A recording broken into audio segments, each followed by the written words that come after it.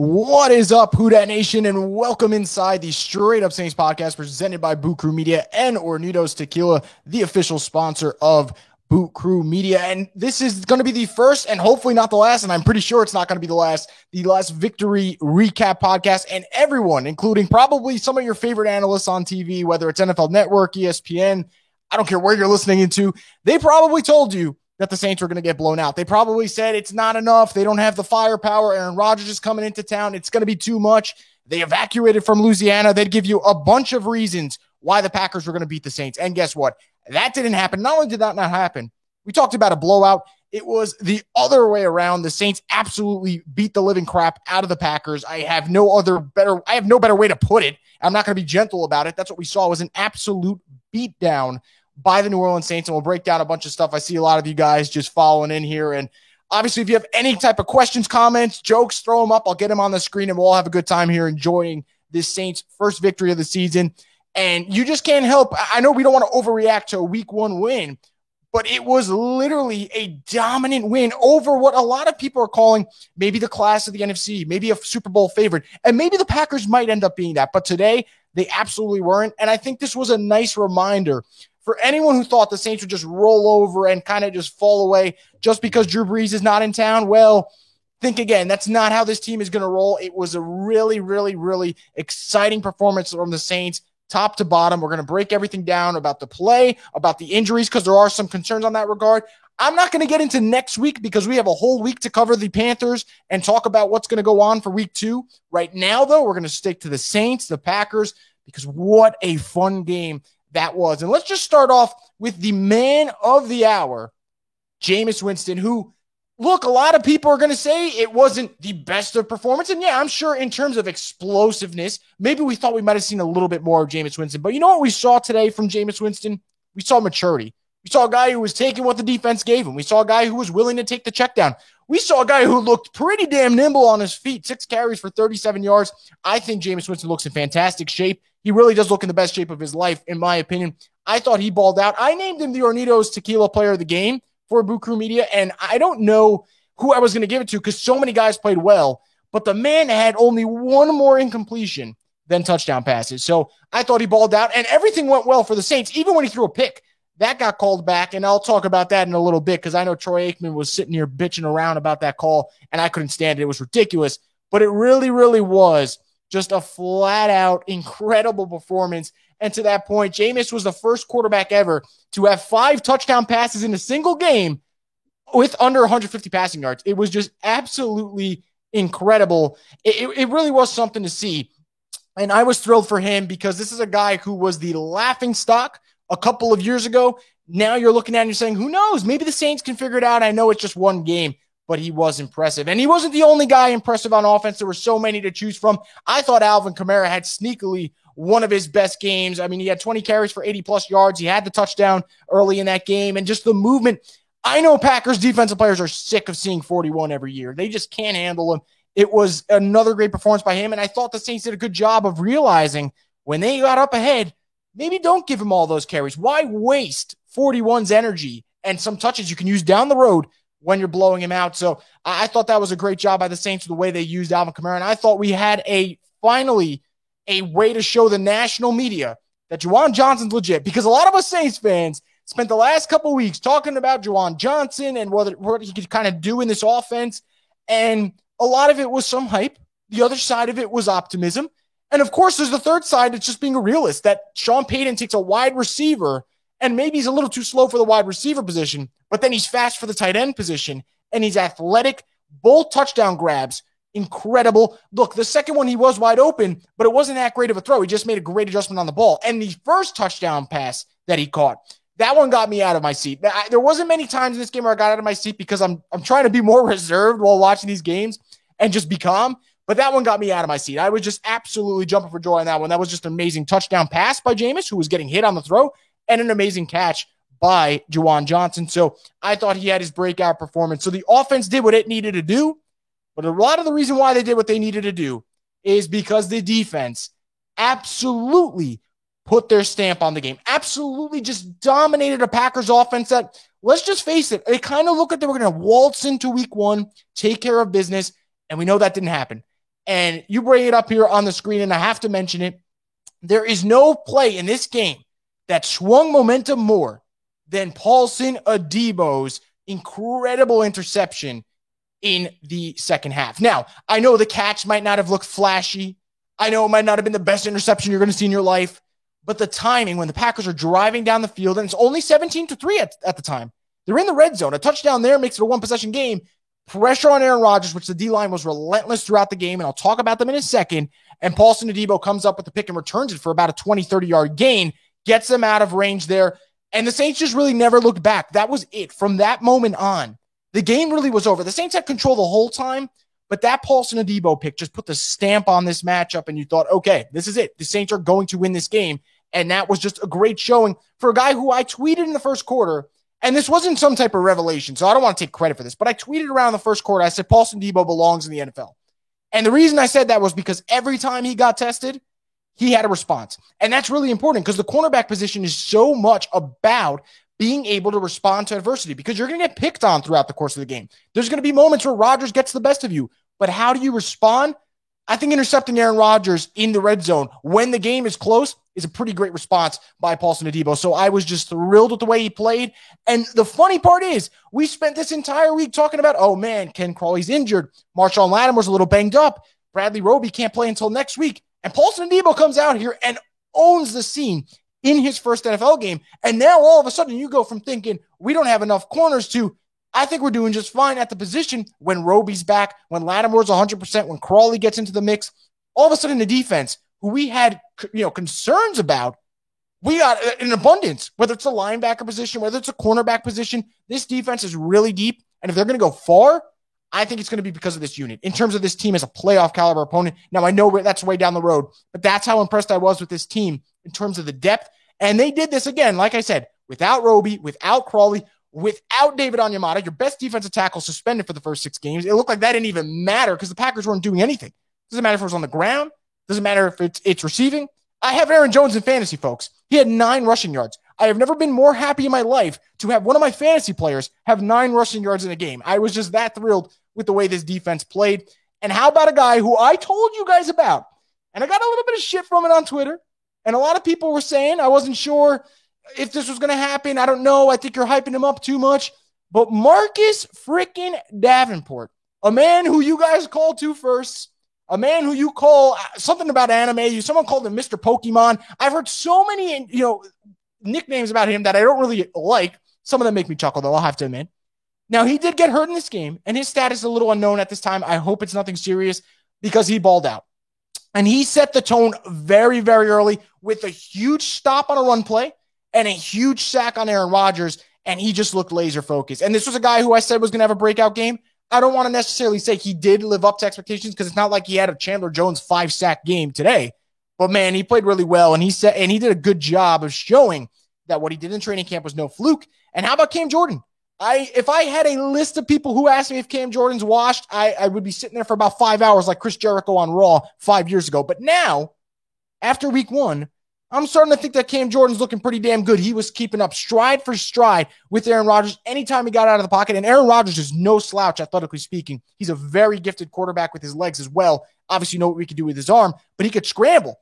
And he kept up with him. So I was really, really impressed with Cam Jordan and what he did there. And how about Marcus Williams, guys? Since we're on this just defensive love fest here, his interception was probably the easiest one he's going to have this season, but he did show that, again, the range is just there. And I tweeted it. I'll probably tweet it 20 more times this season, guys. Marcus Williams has to get paid at some point. At some point, going to get paid. And he needs to because his range is just incredible. It really is. He's one of the most athletic safeties in terms of getting from point A to point B in the NFL, and he made a big play there for this defense. It was just overall an insane performance to not give up a touchdown, to go up against a unit that's been talking about this being their last dance and Rodgers and Adams winning the Super Bowl, and maybe they might. Who knows? Maybe they freaking might. But today, the teams had different routes. One spent the whole offseason talking about trading for Randall Cobb and figuring out their quarterback situation. And, what do we do with Jordan Love? What do we do with Aaron Rodgers? The other one had to evacuate from home, go take practices in Dallas, then go move to Jacksonville for a home game, which, by the way, was dominated by Packers fans, and you tell me which team looked better. And I know people are going to run out with excuses and tell me that Rodgers needed time in camp or Rodgers needed time in preseason. Then why the fuck was he not there? Like, that's the thing that just blows my mind. If I had $1 for every time during the broadcast I heard something isn't right with Rodgers, or Rodgers' leg is bothering him, or Rodgers just looks a little off, that's not my problem. The Saints didn't have any players sitting here saying, I might retire, or I want to get traded, or why'd you draft my replacement? You can't sit there and complain for 3 months and then walk into week 1 and nothing happens. And whose fault is that? And while I'm on this, talking about, the excuses, there was a point in this game where Jameis Winston threw an interception. And it got called back because of roughing the passer on Zadarius Smith. And I thought it was a bad call. I was the first one to admit it. But the Saints have gotten screwed so many times that if you think I'm going to feel bad for a bad call going the Saints' favor, and if you think that I'm going to say, overturn it, you're out of your mind. You're out of your mind. This team had a Super Bowl appearance ripped from them. I'm going to feel bad that while the Packers are down by 21, that a interception, got called back because of roughing the passer. I'm not going to feel bad at all. I'm not going to. I just took joy in the fact that Joe Buck and Troy Aikman were there shitting their pants that got taken away. It really was hilarious to me, and I enjoyed it. And I know it's not on our little rundown here, and I'm just going to add it in here just right now. My cap has been tipped to Sean Payton so many times. I think I defend that guy more than any player on this team. But today, out of all days, I said there was no one better equipped to handle a situation that the Saints have been in. Not only because he had to deal with Katrina back then, but he's got to deal with a similar situation and relocate with so many concerns already about the team. Forget about just the location, the team as well, whether it's a quarterback situation, the cornerback situation, the offensive line, the receiver group, so many, issues that he has to sort out here. And they go in and they put up that performance. But what they did, and a lot of you guys are asking about it, I'll give my opinion on it right now.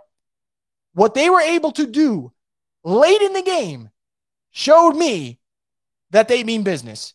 And by the way, we have breaking news, so I'm just going to break it right on this podcast right now and talk about it. Marshon Lattimore just got an extension from the Saints. 5-year, $97.6 million extension from the Saints with $68.3 million guaranteed. So there you go. Any worries about Marshon Lattimore not getting extended?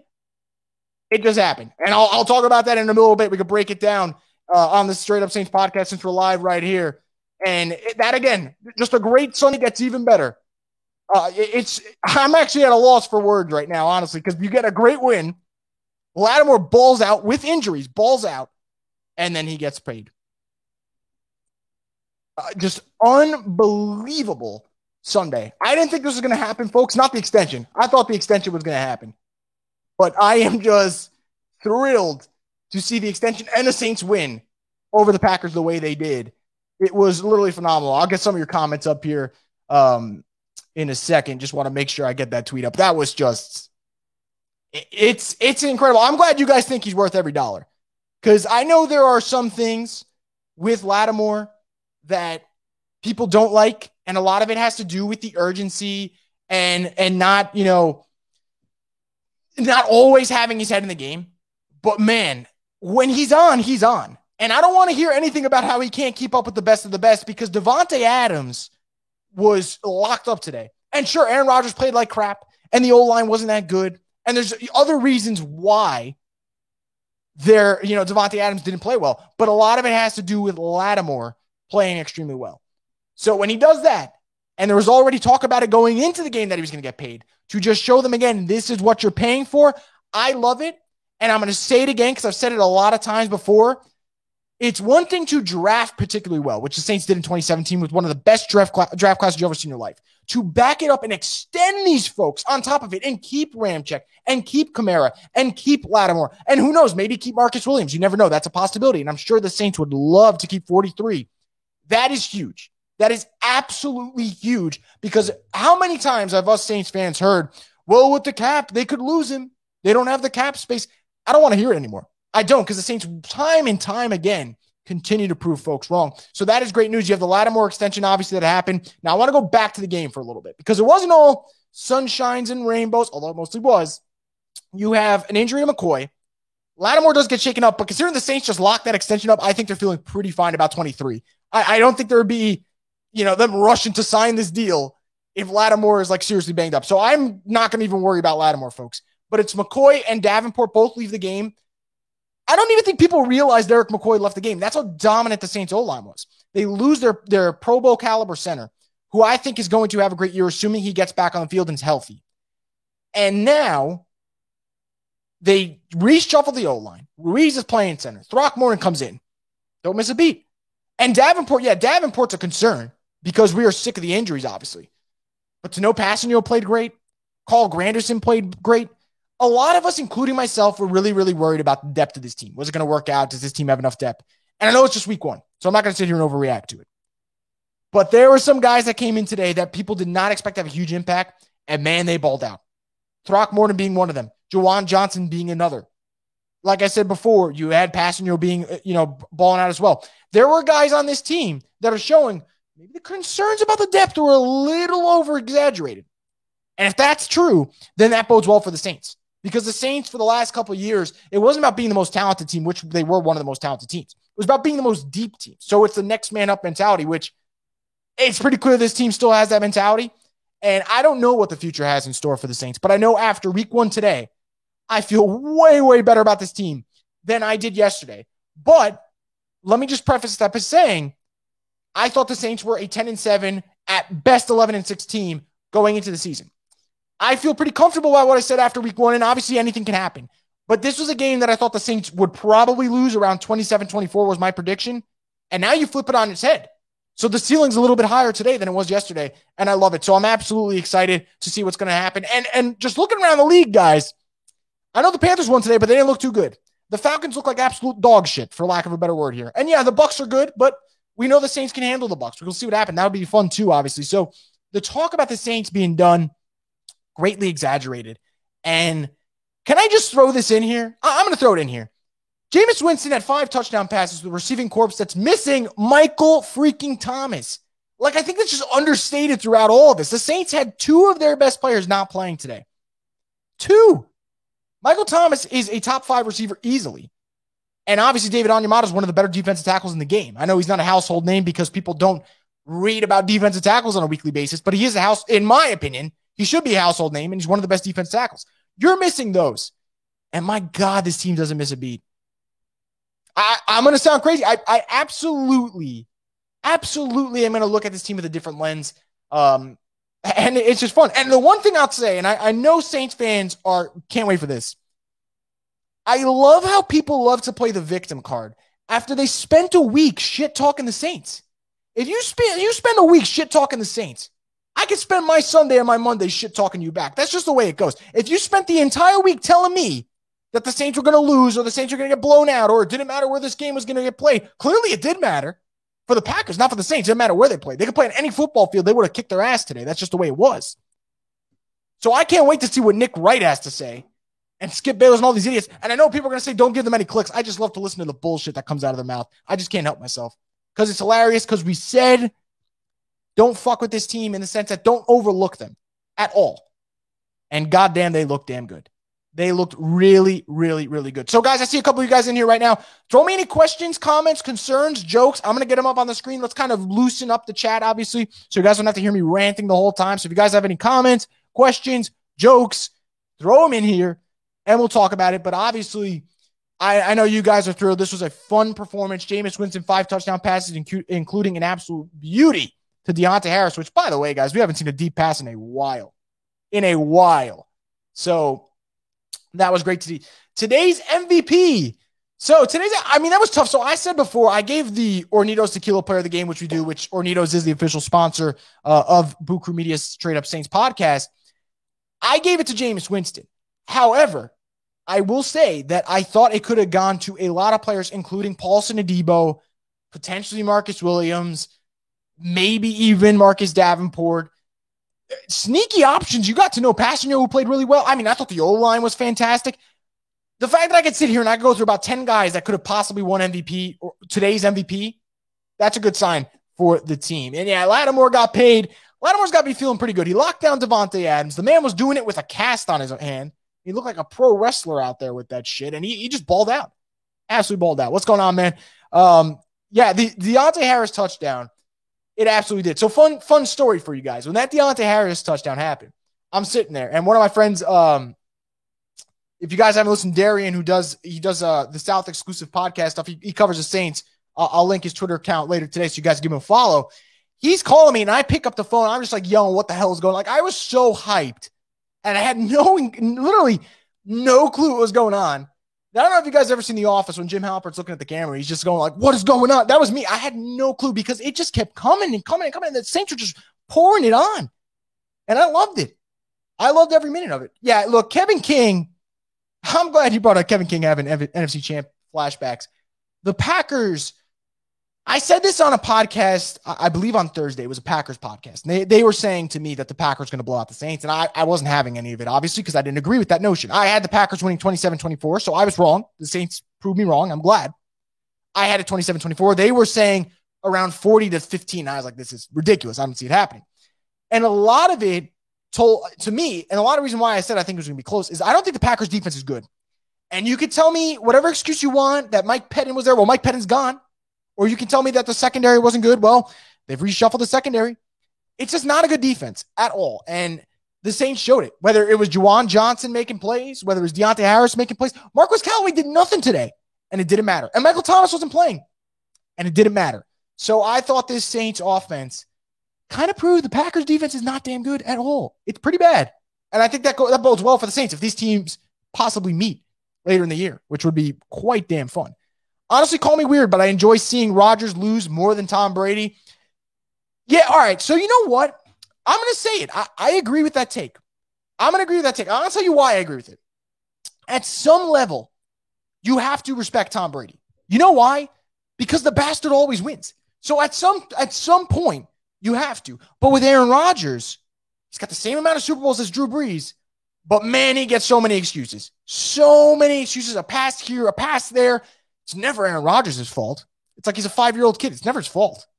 So to see him lose this game and just get outplayed by Jameis Winston, I like it. I like it a lot because at the end of the day, when Brady loses, still got 7 Super Bowls to hang his hat on. And he beat the Saints in the playoffs. But for Aaron Rodgers, there's an excuse here and there, I love it. I absolutely love it. Yeah, he is Jeopardy boy. I'll tell you, I have never seen a guy have an offseason the way he did. And the fact that people thought it was just going to be like, just turn it on. It doesn't work that way, guys. Hard to believe our D will almost certainly get better with Roby and Onyemata coming in. All right, so in the middle of the game, I don't know if I tweeted this. If I didn't, obviously that's my fault. I should have.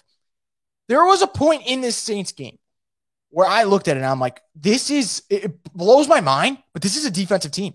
And I know the Saints are going to be good on offense. Don't get me wrong. I think they're going to have really explosive moments on offense. And I think getting Michael Thomas back in the lineup is going to change a lot. That's going to help them so much, obviously. But this team's a defensive team. They are loaded with talent. Absolutely loaded. From top to bottom, there's a lot. And now you're going to put Bradley Roby in here, who's a damn good corner. And you're going to put David Onyemata back in the mix eventually, who is an amazing defensive lineman. And their first-round pick, I'm forgetting about him. You're forgetting about it. We're all forgetting about it. Peyton Turner didn't even play. And he's eventually going to get ramped up. Pete Werner, your rookie linebacker, he's eventually going to get ramped up into the system. They have talent, guys. They have a lot of talent. This is a team that I think can play defense consistently, like how we saw it with the Taysom Hill games, with the Teddy Bridgewater games, when they really rose up to the challenge. Try that on for size for 17 games, and then let me know what this might be. Like, this is it. Like, this is a defensive talent team, and I love every minute of it. I absolutely love every minute of it. Coach Sean Payton is a wizard. Absolutely. Absolutely. I don't want to hear anything about, Sean Payton this, Sean Payton that. He has his faults. Don't get me wrong. Man, he's damn good. He is really damn good at his freaking job. Tony Jones Jr. played great too. I'm glad you brought that up. I didn't mention it because I'm too busy over here gushing over Jameis Winston and the defense. Tony Jones Jr., folks, first off, if you can, get him in fantasy if you haven't already. I mean, I have him on my teams, obviously, but I'm biased. That's why I have him on my teams. But the Saints give him usage. 11 carries for 50 yards is no joke. Now, I know that's nothing to write home about. You're not going to go to your friends and say, oh, did you see Tony Jones Jr. had 11 carries for 50 yards? No one's going to do that. But then, if that carries over most of the season, the Saints got a pretty damn good RB2 who could give them 500 yards on the ground. Like, that's important. That is so important. So important for this team. So I think Tony Jones Jr., and I've kind of been saying it for the last couple of weeks now, I thought he was going to start running people out of jobs. He ran Freeman out of a job. He ran Murray out of a job. Now, he's not going to run Kamara out of a job. That's impossible to do. But can he become his sidekick? If he does, you know how much that changes things? If the Saints continue to be a dominant team in the O-line, which they did, which, by the way, today, the time of possession, folks, 34 minutes, it could have been even better. Like, that's how good this team was. If you dominate time of possession and Tony Jones Jr. and Alvin Kamara just eating things up, absolutely, you're in good shape. And to the point, if Tony Jones Jr. plays well, you don't have to wear down Alvin Kamara. And if you don't wear down Alvin Kamara, good luck to everyone else because you're not going to stop that man. And I'm convinced he's not human. He made a play today where he basically just lost his balance, still lunged for a first down. I don't get it, man. I don't get it. His body contorts in ways that should not be humanly possible, yet it does. And he is just exceptional. He's freaking exceptional. He is just incredible. So you guys asked, toughest game on the schedule. Who the hell knows, honestly, because the NFL is week to week. And the reason I say that is, had you asked me last week, I would say Buffalo Bills. Bills, Saints, the Thanksgiving game. But then the Bills look like crap against the Steelers. And your perception of things changes. I will say, though, I'm going to say one of the Bucks games. I know that's not going to get me a popular take here. People don't like the Bucks. But I do think that the Saints will probably drop one of the Bucks games. I think they're going to split. So I would go one of the Bucks games would be the toughest one. Adam Troutman needs to step up where Juwan's come for his job. Look, Adam Troutman had a couple of bad drops. And if he caught them, this game might have been an even bigger blowout than it already was. And that is a concern. But I do kind of wonder, Adam Troutman rushed back from his injury. Let me give him another week or two before I make that assessment. But I do agree. If there's one concern, it's Troutman didn't play well. And he needs to be better. Because Juwan Johnson's coming. And if Juwan Johnson could block as well as Troutman, he'd be your tight end one. But if you're a Saints fan, you got to be thrilled. Because think about it. Troutman's only going to get better, you'd think, than today. I think this is the worst it gets for him. And yes, Juwan Johnson, you might think it might not get better because he had 2 touchdowns today. In terms of yardage, he only had 21 yards received. He's going to get better too. So I really love the Saints team in terms of where they're at in depth in our perception, and then go look at the national media. It's just totally different. It's totally different. But I definitely like what they have going here for sure. Pass rush got home a lot. Lattimore locked down D. Adams with the cast on his hand. This team is legit. Absolutely, it is, James. It is 1,000% legit. And you mentioned it in your second comment. The first half for the Saints was picture perfect. Dominate the clock. Force a quick couple of 3-and-outs for Aaron Rodgers. Don't let him touch the football. And when he touched the football, cool. 3 points in the first half. If you told me the Saints gave up 3 points in the first half prior to kickoff, man, I don't know what I'd do. I'd probably kiss you on the mouth and just give you a big hug and say thank you because I would be like, holy shit, that's amazing. And for them to do that is just incredible. So I thought that was great. They set the tone. And I told a lot of people that the Saints are not going to overwhelm you in some regards. But where they're going to overwhelm you is the offensive line. And I'm looking back at, do you guys remember the Bills-Saints game from a couple of years ago? The Saints just kept running the football and running the football and running the football. And Drew Brees had to do nothing. They were just running all over the team. The Saints are going to be that type of team this year as long as McCoy's healthy. Because goddamn, Ruiz played really well today, and he was at center, not at guard. And McCoy will come back in the fold. And Throckmorton proved that he could play and be a starter if he has to. The Saints are going to dominate teams in the trenches. And when you dominate teams in the trenches, you have an absolute great chance of beating teams on a week-to-week basis. So I think the Saints are going to be fine in that regard. So I'm glad you brought this up. I talked about Lattimore a lot on this podcast already. He signed that contract, obviously. And if you guys haven't seen it, the contract is a 5-year, $97.6 million extension that hands him $44 million fully guaranteed and $68.3 in total guarantees. Most guaranteed for a DB. I know a lot of people are going to complain about that, but I know I'm not the only one to say it, but I think this is the year for Lattimore. I think this is it. I think this is the year that we get the consistency. I think it's over. I think the days of him just mailing it in on a weekly, every other week, I think that's over. And guess what? He plays a damn good receiver next week in DJ Moore. And the week after that, he plays the Patriots. So we'll kind of find out there what it is. And after that, he plays Kenny Golladay. And after that, it's Terry McLaurin. And after that, it's DK Metcalf. Lattimore's going to step up. I don't think the Saints make this deal if they don't think that he's found what he's been looking for.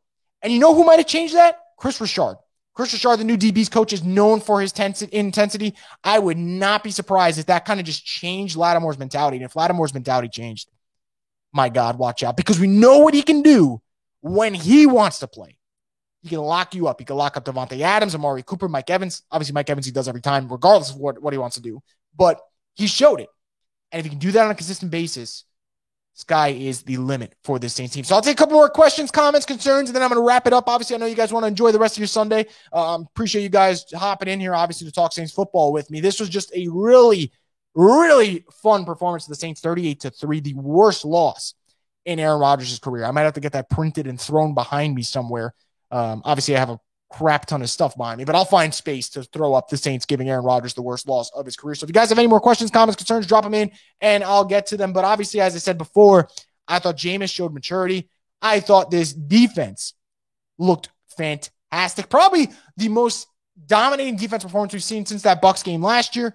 If anything, sometimes it looked a little even more dominant in some regards, but it was great. Hey, look, if you guys want me to get Jameis eating a W and put it on my wall, I will do it. I mean, I got space. Where my thumb supposed to be? Right back here? Like somewhere over there? Yeah, wherever the Michael Thomas and Kamara stuff is, I'll throw it over there. I will absolutely throw it over there. Do we know the severity of Eric McCoy's injury? I have not seen anything. I know he was tweeting during the game, and I don't know if that was a bad sign or not. I just kept laughing, to be honest. But I hope that he won't be out for too long. I know he was tweeting. He did not mention anything about his status. I would assume we get an update Monday or Tuesday. Hope it's not very long. I would like to think that we didn't get anything yet is a very good sign because usually when you get something immediately, it's like they're out for the year and that just absolutely crushes your spirit. But I really, really, really do like where this team's heading and we'll see what happens. And if McCoy has to miss a couple of weeks, I think you slide Ruiz at center, his natural position, you play Throckmorton at guard, and you figure out the rest of it, but we'll see what happens. Obviously, that's the one concern from this Sunday would be the injuries, and we'll see what happens. War of attrition. I think this is a deep Saints team, a little bit deeper than people thought it would. Way deeper than I thought it was a couple months ago. That's for damn sure. But obviously, a really fun performance, guys. I'm glad you guys joined us here for this edition of Straight Up Saints. Obviously, I'll have more videos and podcasts up later this week. I'll recap a little bit more of this game, talk about a couple of other things, and we'll also preview the Panthers game, but that'll be in a couple of days. You got to enjoy your victory Monday, and then on Tuesday, we'll start talking about that Panthers game. Enjoy one more day of bragging about the Saints kicking Aaron Rodgers' ass because, man, that was one hell of a performance by the Black and Gold. So I appreciate all you guys coming in, giving your questions, giving your concerns, giving your jokes. Had a blast with you guys. We'll be back again hopefully next week, another victory recap podcast. That's obviously what we're hoping for. And who knows where the season's going to take him, but the Saints are off to a fantastic start, beating the Packers and proving to the world that they still got enough talent to possibly win a Super Bowl.